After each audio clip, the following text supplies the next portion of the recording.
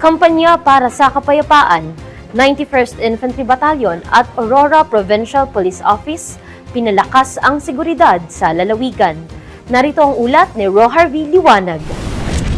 Mas pinaigting ng Philippine Army at Philippine National Police ang kanilang koordinasyon upang higit pang mapatatag ang kapayapaan at kaayusan sa lalawigan ng Aurora. Ito ay matapos isagawa ang 91st Infantry Battalion at Aurora Provincial Police Office ang Joint Peace and Security Coordinating Council meeting noong Hunyo 29 sa headquarters ng 91st IB sa Barangay Calabonan, Baler, Aurora. Pinangunahan ang pagpupulong ni Brigadier General Eugenio Julio C. Osias IV, Commander ng 703rd Infantry Brigade, Lieutenant Colonel Michael Angelo G. Ramirez, Commanding Officer ng 91st Infantry Battalion, at Police Colonel Cornelio D. Ordanza, Officer in Charge ng Aurora Provincial Police Office, kasama ang mga opisyal ng Philippine Army, Philippine National Police, at mga kinatawan ng 307 CDC ng 3rd RCDG.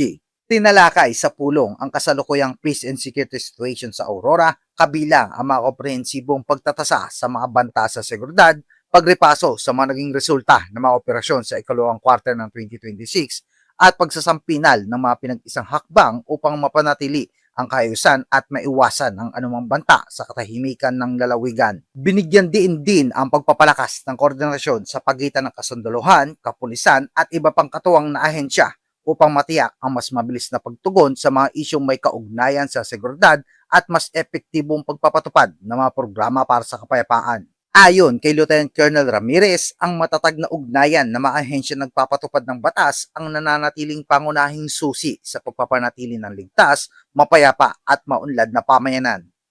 Patunay na ang Joint Peace and Security Coordinating Council meeting na nananatiling nagkakaisa ang Philippine Army at Philippine National Police sa pagtataguyod ng kapayapaan at kaayusan sa Aurora sa pamamagitan ng mas pinaigting na koordinasyon at iisang direksyon sa operasyon.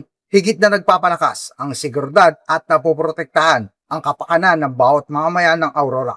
Mula dito sa lalawigan ng Aurora, ako si Rohar V. Liwanag, ang inyong pamilyang kaugnay para sa matatag na hukbong katihan ng Pilipinas.